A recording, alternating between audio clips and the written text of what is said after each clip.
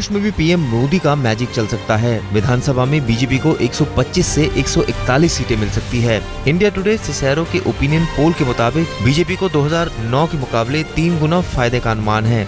2009 में बीजेपी को 46 सीटें मिली थी, तब शिवसेना उनकी सहयोगी पार्टी थी।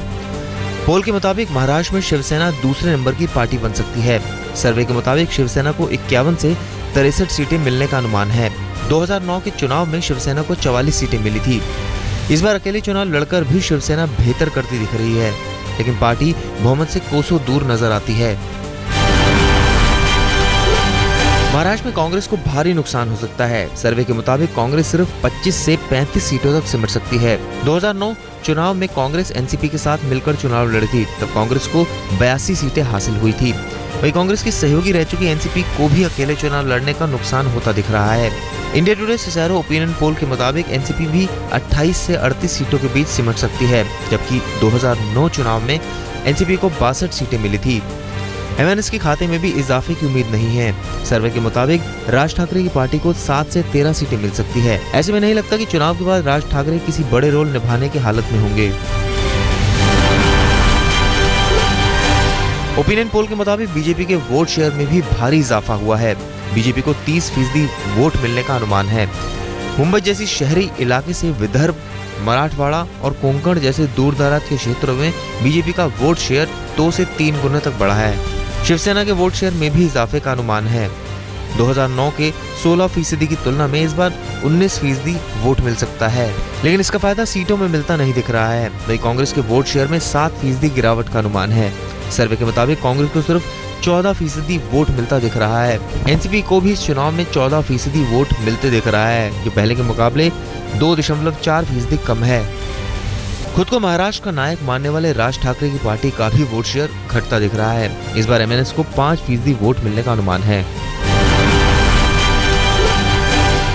India today Cicero opinion poll के मुताबिक महाराष्ट्र की जनता बीजेपी का मुख्यमंत्री चाहती है। सर्वे में 18% लोग किसी बीजेपी नेता को बतौर सीएम देखना चाहते हैं।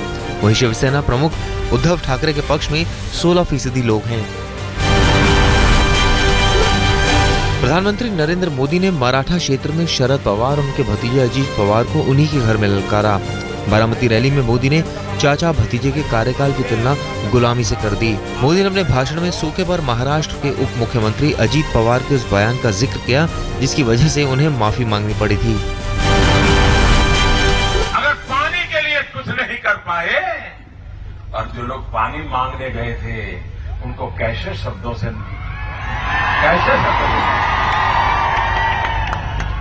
कोई सोच नहीं सकता है कि ऐसे लोग सार्वजनिक जीवन में नेता बन जाए, मंत्री बन जाए, शासन की धुरा संभाल ले।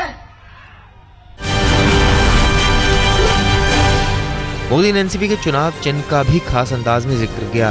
बारामती पवार का गढ़ है, यहाँ से अजीत पवार विधायक हैं। एनसीपी सुप्रीमो शरद पवार यहाँ से 1991 से 2009 के बीच 5 बार लोकसभा चुनाव जीत चुके हैं। सक्रिय राजनीति से संन्यास लेने के बाद उनकी बेटी सुप्रिया सुले यहाँ की नुमाइंदगी कर रही हैं। ये एनसीपी की घड़ी टिक टिक भी नहीं करती है, सब कुछ चुपचाप करती है, बोले बिना करती है। और उनकी घड़ी में आपने देखा होगा 10-10 बज रहा है। ये 10-10 क्या कह रहा है मालूम है? ये एनसीपी की घड़ी कह रही है 10 साल में 10 गुना भ्रष्टाचार किया है।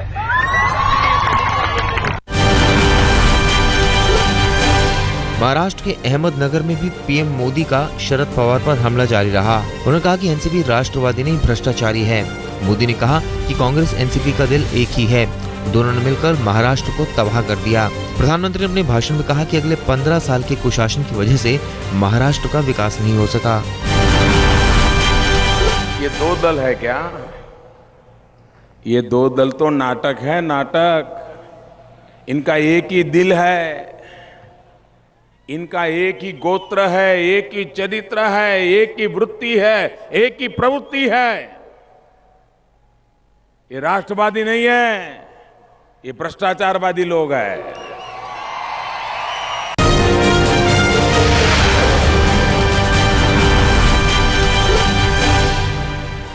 मुंहतोड़ जवाब मिलने से पाकिस्तान के होश ठिकाने लग गए। बीती रात सरहद पर शांति रही। 8:30 बजे रात सांभा बॉर्डर पर पाकिस्तान की ओर से फायरिंग हुई, लेकिन जवाबी कार्रवाई के बाद पाकिस्तानी बंदूकों से गोली निकलना बंद हो गई। गृह मंत्रालय ने बीएसएफ को आदेश दिया कि सिर्फ जवाबी कार्रवाई करे, पहल न करे।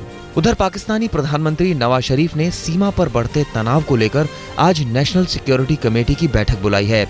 इस बैठक में सरकार के आला मंत्रियों के साथ साथ तीनों सेनाओं के प्रमुख भी शामिल होंगे। पाकिस्तानी फायरिंग पर चुप्पी का आरोप झेल रहे प्रधानमंत्री नरेंद्र मोदी पहली बार खुलकर बोले।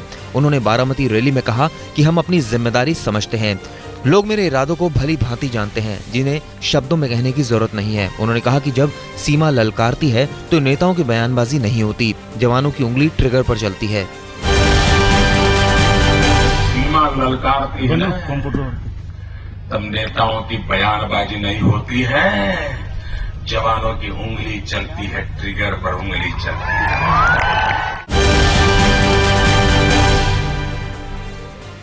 मुंबई की चुनावी रैली में मोदी ने विरोधी पार्टियों पर हमला बोला और कहा कि पाकिस्तान को लेकर हो रही अनाप शनाप बयानबाजी शर्मनाक है।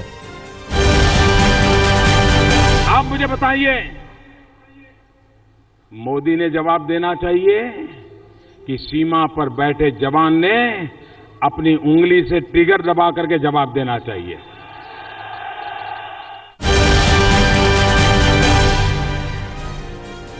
रक्षा मंत्री अरुण जेटली ने पाकिस्तान को कड़ी चेतावनी दी थी। उन्होंने कहा था कि फायरिंग बंद नहीं हुई तो पाकिस्तान को महंगी कीमत चुकानी होगी। जेटली ने कहा कि भारत एक जिम्मेदार देश है, लेकिन हम अपनी भूमि की रक्षा करना जानते हैं। इस एडवेंचरिज्म के साथ वो आगे बढ़ते रहे तो इसकी कीमत पाकिस्तान के लिए बहुत महंगी होगी। महाराष्ट्र के सोलापुर रैली में गृहमंत्री राजनाथ सिंह भी गरजे। उन्होंने कहा कि हम ईंट का जवाब पत्थर से देंगे, देश का माथा कभी नहीं झुकने देंगे। गृहमंत्री ने कहा कि सीमा पर पाकिस्तान जो कर रहा है उस पर पीएम को जवाब देने की जरूरत नहीं है, सेना जवाब दे रही है। यदि पाकिस्तान अपनी हरकतों से बाज नहीं आया तो हमारे सेना के और हमारे बीएसएफ के जवान, बॉर्डर सिक्योरिटी फोर्स के जवान ईंट का जवाब पत्थर से देंगे। आपको मैं भरोसा दिलाकर मैं जाना चाहता हूं। महाराष्ट्र के कोल्हापुर में चुनावी रैली में कांग्रेस अध्यक्ष सोनिया गांधी ने मोदी सरकार पर जमकर हमला बोला। उन्होंने पाकिस्तानी फायरिंग को लेकर पीएम पर निशाना साधा। सोनिया ने अपने भाषण में कहा कि जब हम केंद्र सरकार से उनके किए वादे याद दिलाते हैं तो उन्हें बुरा लगता है। सोनिया अचानक सुरक्षा घेरा तोड़कर लोगों तक पहुंच गई और बांस के बेड़े पर खड़ी होकर लोगों से हाथ मिलाया।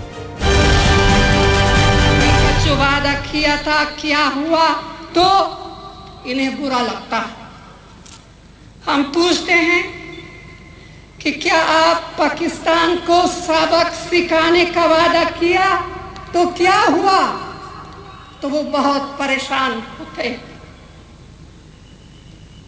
और फिर हम पूछते हैं कि आपने तो 100 दिन में काला धन विदेशों से वापस लाने का संकल्प लिया था, क्या हुआ?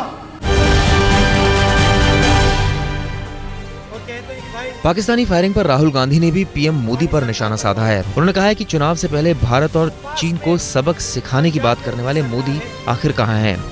हरियाणा के रेवाड़ी में चुनावी सभा में राहुल ने कहा, पीएम बोल रहे हैं सब ठीक हो जाएगा, लेकिन हमारे उन जवानों का क्या जो गोलीबारी का शिकार हो रहे हैं।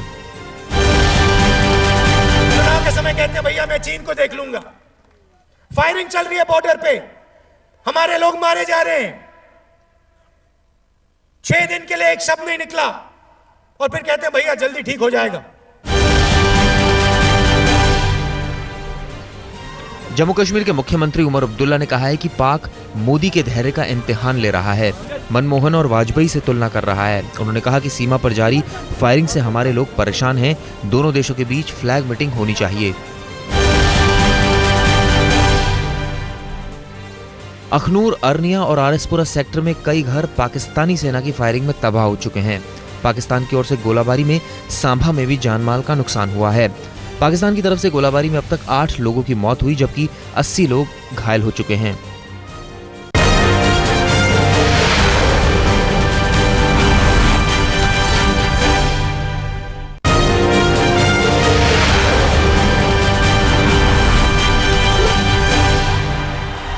प्रधानमंत्री नरेंद्र मोदी आज महाराष्ट्र में 3 रैली करेंगे।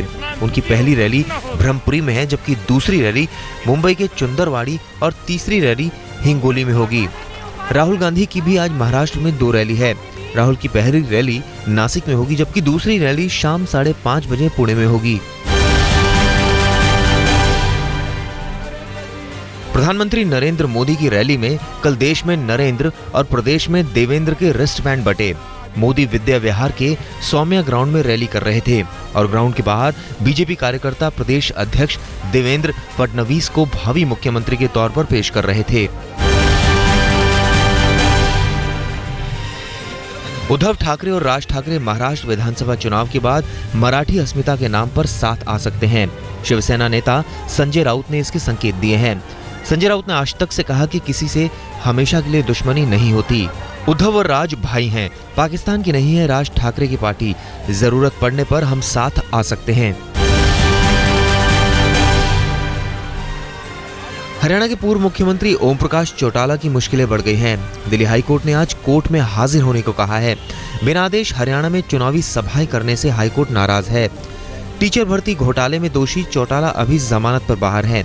सीबीआई ने चौटाला की बेल खारिज करने की अर्जी दी है।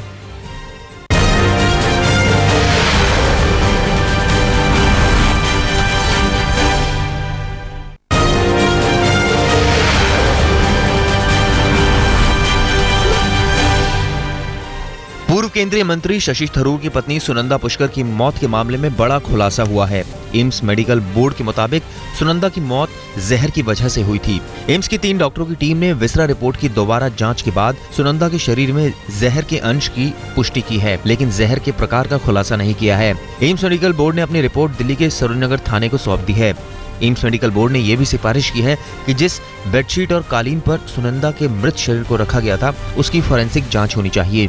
एम्स की रिपोर्ट में यह भी खुलासा हुआ है कि सुनंदा सेहतमंद थी।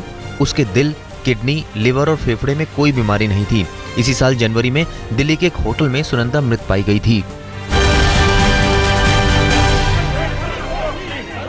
जब पूर्व केंद्रीय मंत्री शशि थरूर से सुनंदा पुष्कर की विसरा रिपोर्ट पर सवाल किए गए तो वो टाल गए, लेकिन बीजेपी नेता सुब्रमण्यम स्वामी ने सवाल उठाया कि क्या सुनंदा को किसी ने जहर दिया था।